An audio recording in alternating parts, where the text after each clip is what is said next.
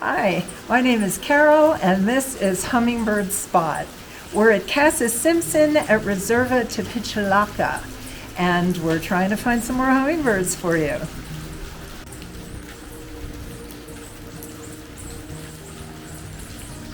They had very busy hummingbird feeders at Casa Simpson, and many of our old friends visited them. It rained most of the time we were there, but we could photograph under the protection of a large porch. The Amethyst-throated Sunangels were numerous, as were the beautiful but very aggressive Chestnut-breasted Coronets. There was a little speckled hummingbird that would sneak in when the Coronets had their backs turned. But my new species was the Little Sunangel.